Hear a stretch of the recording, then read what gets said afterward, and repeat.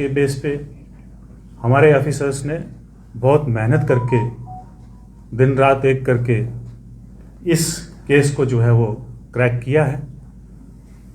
उसमें हम लोगों ने, पुलिस ने 2 लोगों को अरेस्ट किया है, जिसमें मोस्ट प्रॉबली एक जो है प्लानर है और दूसरा एग्जीक्यूट करने वाला है। तो अभी हमारी तफ्तीश इसमें जारी है। मोटे मोटे तौर पे ये है कि एक फैमिली डिस्प्यूट जो है वो सामने आ रहा है, डिस्टर्ब लाइफ जो है वो सामने आ रही है, जिसके चलते जो है ये सारी घटना हुई है। अभी तफ्तीश जो है वो रवा है। जैसे जैसे और कुछ हमारे पास चीज़ें आती जाएंगी, पता चलता जाएगा, तो आप लोगों को ब्रीफ किया जाएगा। सर, एक्यूज के साथ विक्टिम के साथ मैंने आपको कहा कि फैमिली डिस्प्यूट है। जो अक्यूज़ है, जो मेन अक्यूज़ है, वो ब्रदर इन लॉ है डिसीज का, जिसका नाम धर्मिंदर सिंह है,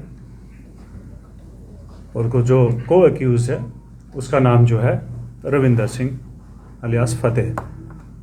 इसमें अभी तक की इन्वेस्टिगेशन में ये भी पता चला है कि खासकर धर्मिंदर का जो है कोई क्रिमिनल रिकॉर्ड नहीं है। अलबत्ता जो रविंदर है उसका एक चोरी का पर्चा लगा हुआ 2024 में। इसके अलावा इनका फिलहाल कोई क्रिमिनल रिकॉर्ड नहीं है। सर, ये प्लानिंग की गई थी? इस तफ्तीश में ये पता चला हमें कि अभी मोटे तौर पे ही बता रहा हूँ मैं कि कम से कम भी 1-1.5 महीना पहले से प्लानिंग चल रही थी, क्योंकि जो डिसीज़ है उसको शराब पीने की आदत थी, थोड़ा झगड़ा झुगड़ा करने की भी आदत थी। तो वो चीज़ें जो मुझे लगता है कि काफ़ी आगे निकल चुकी थी, जिसकी वजह से जो अक्यूज़ है उन लोगों ने प्लान किया कि इस आदमी को रास्ते से हटाया जाए। सर, डिसीज की वाइफ का भी अभी तक तो जो हमारी इन्वेस्टिगेशन, इसमें मैं कुछ नहीं कह सकते, क्योंकि अभी बिल्कुल शुरुआती मरहले में है। जैसे जैसे हमारी इन्वेस्टिगेशन आगे बढ़ेगी, इसमें अगर किसी और की भी इन्वॉल्वमेंट आएगी तो उसको उसी तरीके से डील किया जाए। सर, किस तरह से इस जो एग्जीक्यूटर है वो पेशे से कसाई है, जो मीट का काम करता है। वो जो मीट काटने वाला चाकू कह लीजिए या जो हथियार है, उसी हथियार से, जो अभी तक उसने बताया कि उसी हथियार से ये घटना को अंजाम दिया है।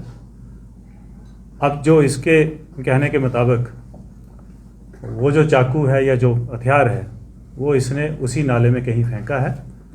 तो हमारी तफ्तीश इसके ऊपर जारी है, हम लोग उसको ढूंढ रहे हैं। मुझे लगता है कल तक या 1-2 दिन में जब होगा तो बरामद हो जाएगा।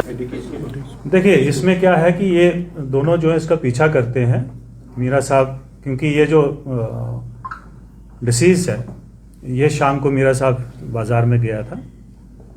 वहाँ से जब वो घर के लिए लौट रहा था, तो क्योंकि इन्होंने पहले से प्लानिंग कर रखा था, इसका पीछा कर रहे थे, तो ये दोनों स्कूटी पे जो है इसके पीछे पीछे आए। और आपको मालूम होना चाहिए कि जो रास्ता मीरा साहब से जो चट्ठा के लिए आता है, उस रास्ते को इस्तेमाल किया और एक पॉइंट पे आके स्कूटी को साइड पर रख के ये जो एग्जीक्यूटर है ये जाके उसके ऊपर हमला करता है, उसको इंजर्ड करता है और वहाँ से फिर ये लोग भाग जाते हैं। एग्जीक्यूटर ने क्यों हमला किया? तो यही है कि कोई छोटा मोटा लालच दिया गया था, लेकिन वो अंडर इन्वेस्टिगेशन। सर, 2 क्वेश्चन मेरे थ्रेड में है।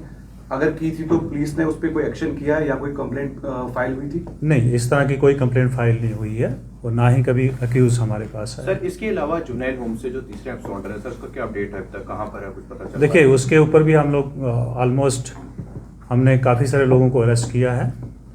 उसमें अभी तक जो मेन कॉन्स्पिरेटर्स हैं, या जो मेन एक तो कॉन्स्पिरेटर है, दूसरा एग्जीक्यूटर है और एक लिंक मिसिंग है। 3 लोग अभी मिसिंग हैं, उनके ऊपर काम चल रहा है। पिछले की बात करें तो जो दिल्ली और लखनऊ में 6 यूक्रेनी और 1 अमेरिकी नागरिक जो है वो पकड़े गए हैं। एनआईए ने उन्हें गिरफ्तार किया है, जो फिर से आतंकवाद को जिंदा करना चाहते थे। तो इसको लेकर जम्मू में जो विदेशी नागरिक आ रहे हैं उन पर किस तरह से नजर रखी? देखिए, अभी तक हमारे पास ऐसी कोई इन्फॉर्मेशन नहीं और ना ही इस तरह की कोई बात। सर, डॉक्टर फारूक अब्दुल्ला पर जो अटैक हुआ था उस केस का क्या अपडेट है? आज अपील भी ये की गई है, जितने गेस्ट थे शादी में। जैसे आप लोगों को मालूम है कि डीआईजी साहब की ज़ेरे क़यादत एक सिट बनाई गई है।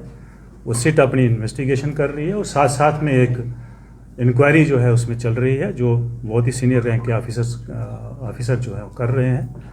उसमें जो सामने आएगी चीज़ें वो आप लोगों को 5 दिन की रिमांड में कोई कहा कि वो इसकी इन्वेस्टिगेशन जो है वो डीआईजी साहब कर रहे हैं, उनके ज़ेरे की आदत में है, वो अपनी इन्वेस्टिगेशन उसमें चालू है। सर ये रिंग पुलिस की नौकरी हाई चैलेंज है और हम लोग इसके लिए बिल्कुल तैयार रहते हैं।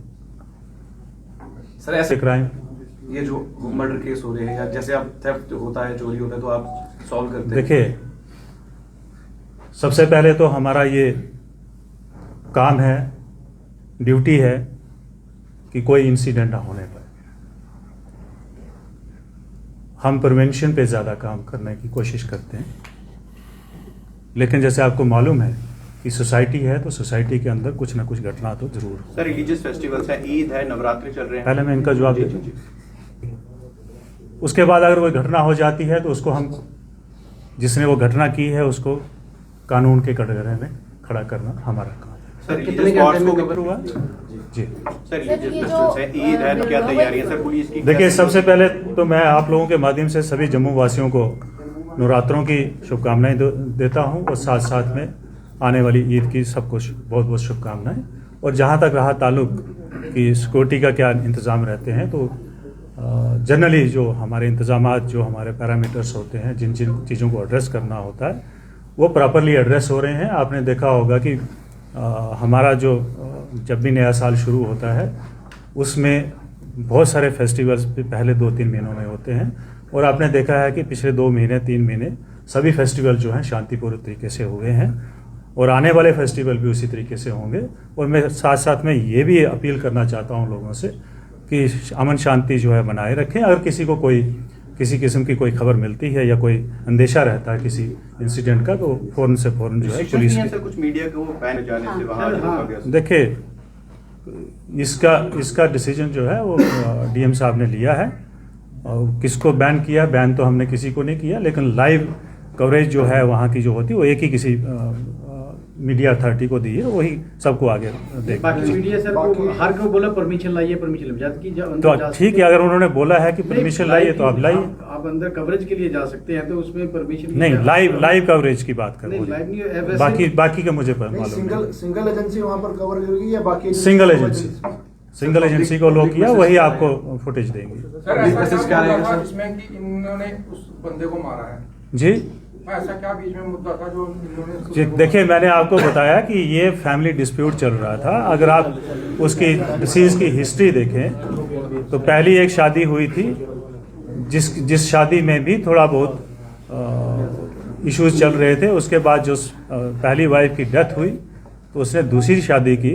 पहली शादी से जो है एक बेटी है, और दूसरी शादी 2012 में की, लेकिन 1 साल के अंदर अंदर जो है मियाँ बीवी में खटपट चलना शुरू हो गई। और जिसकी वजह जो आज बता रहे हैं कि वो आदमी की नेचर थी, या उसका शराब पीना, या लड़ाई झगड़े वाली नेचर थी। सर जब उनका मर्डर हुआ तब भी उन्होंने ड्रिंक किया था, क्योंकि ये जो प्लान किया गया कि सिर्फ इन दोनों, देखिए ये वो डॉक्टर बताएंगे, जब हमारे पास पोस्टमार्टम रिपोर्ट आएगी तो डॉक्टर बताएंगे। अभी तक इसमें कोई और भी शामिल है? अर्निया का जो केस है जिसमें करना की जो है वो, देखिए, अर्निया का जो केस है, अर्निया का केस जो है उसमें रामगढ़ पुलिस स्टेशन में इंक्वेस्ट चल रहा है, वो प्रॉपर तरीके से चल रहा है। वो लोग उस चीज़ को अच्छे तरीके से इन्वेस्टिगेशन कर रहे हैं। जी, अब तक कोई अपडेट ये रामगढ़